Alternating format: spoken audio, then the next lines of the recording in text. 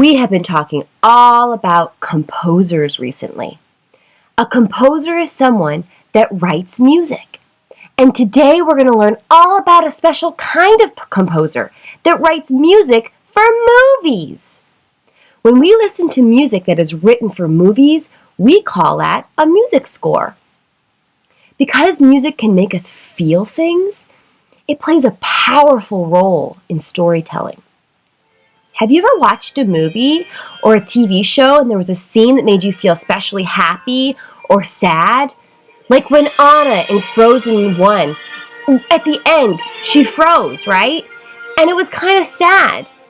But the reason you really felt this way was because the music made you feel that way. Let me show you some examples of what I mean. How does this make you feel?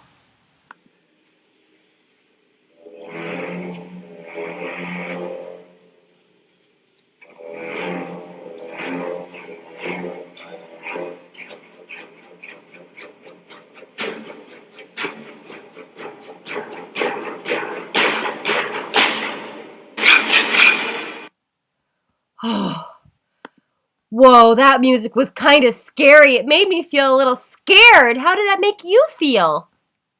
What about this one?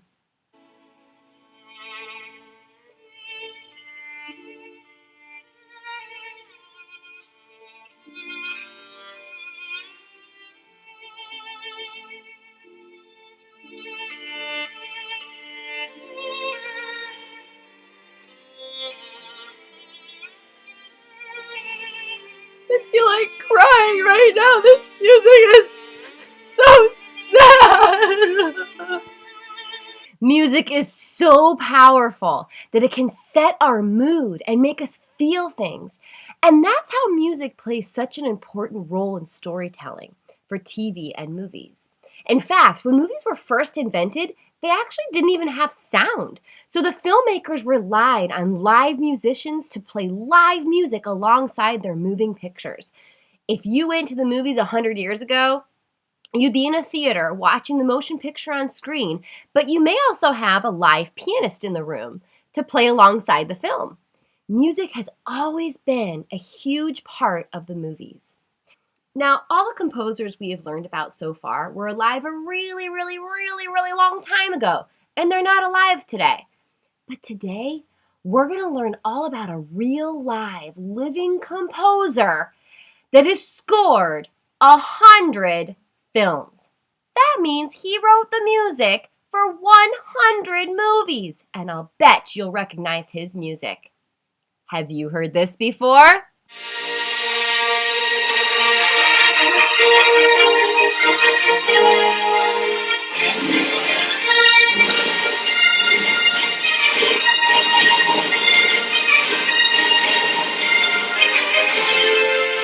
John Williams wrote that!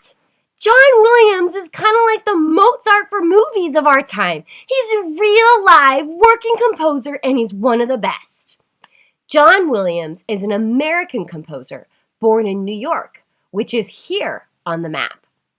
When he was a little boy, his family moved to Los Angeles, which is right here, where all my friends from school and where I live. That's pretty exciting. And what's even more exciting is John Williams still lives here. And if you can get the chance to see him conduct the orchestra at the Hollywood Bowl or at the LA Phil, go and do it because he's getting old. He's 88. John Williams actually served in the U.S. Air Force, and part of his assigned work in the Air Force was actually to play piano and conduct and arrange music for the Air Force Band. After his time there, he studied music at Juilliard in New York City. But when he moved back to LA, he started working with television studios and met with film directors that wanted him to write music for their movies. John Williams has been nominated for 52 Academy Awards, which is the highest trophy you can get in the film industry. That's also the most Oscar nominations anyone currently holds for a living person. Next time you watch your favorite movie or TV show, I hope pay close attention to the music you hear. To show you what an effect that music has on storytelling, I put together a little video of one of my favorite books and added a little music to it. I attempted to score the story, which is a lot harder than you think.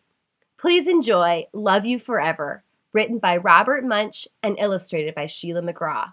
Happy Mother's Day. Love You Forever, written by Robert Munsch, illustrated by Sheila McGraw. A mother held her new baby and very slowly rocked him back and forth, back and forth, back and forth. And while she held him, she sang, I love you forever, I like you for always, as long as I'm living, my baby. The baby grew. He grew and he grew and he grew. He grew until he was 2 years old, and he ran all around the house. He pulled all the books off the shelves. He pulled all the food out of the refrigerator, and he took his mother's watch and flushed it down the toilet. Sometimes his mother would say, "This kid is driving me crazy."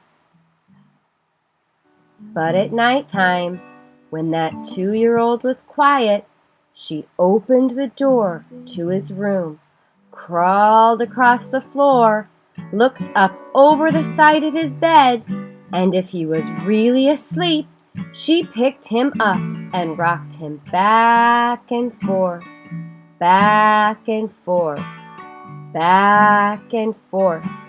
While she rocked him, she sang, I love you forever, I like you for always, as long as I'm living, my baby. The little boy grew. He grew and he grew and he grew. He grew until he was 9 years old, and he never wanted to come in for dinner, and he never wanted to take a bath. And when Grandma visited, he always said bad words. Sometimes his mother wanted to sell him to the zoo. But at nighttime, when he was asleep, the mother quietly opened the door to his room, crawled across the floor, and looked up over the side of the bed. If he was really asleep, she picked up that 9-year-old boy and rocked him back and forth, back and forth, back and forth. And while she rocked him, she sang, I love you forever, I like you for always, as long as I'm living, my baby. The boy grew. He grew and he grew and he grew. He grew until he was a teenager. He had strange friends, and he wore strange clothes, and he listened to strange music. Sometimes the mother felt like she was in a zoo. But at nighttime, when that teenager was asleep, the mother opened the door to his room, crawled across the floor, and looked up over the side of the bed.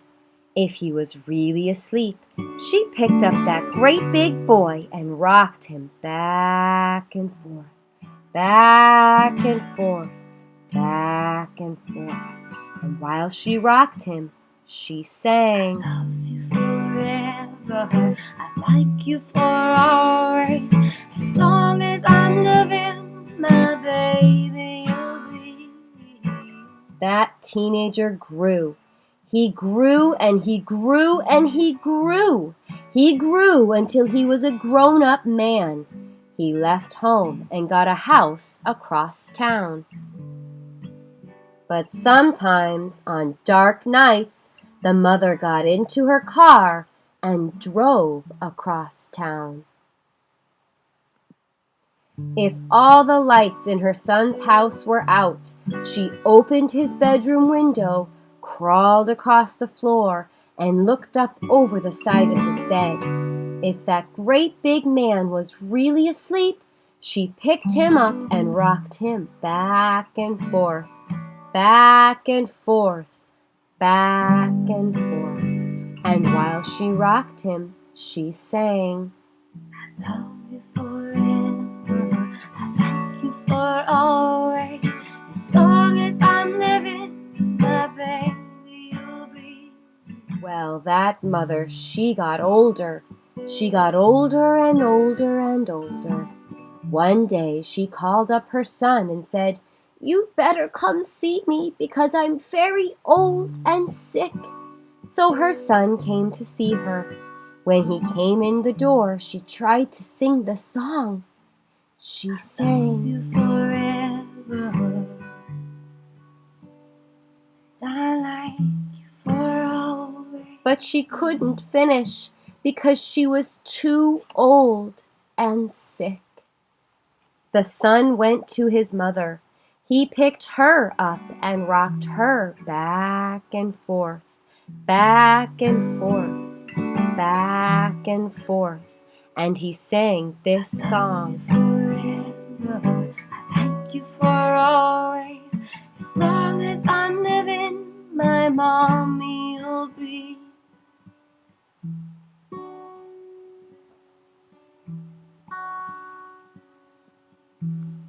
When the son came home that night, he stood for a long time at the top of the stairs.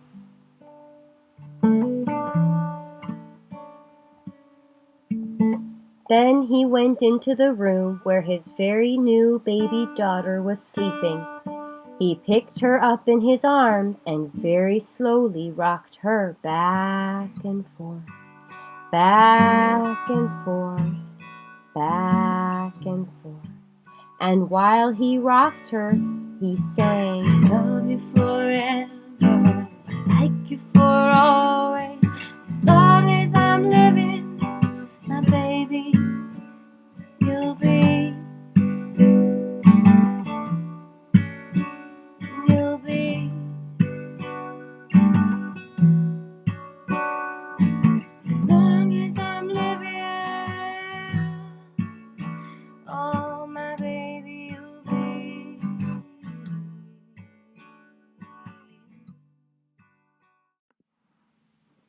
Thanks for joining me again, friends, today.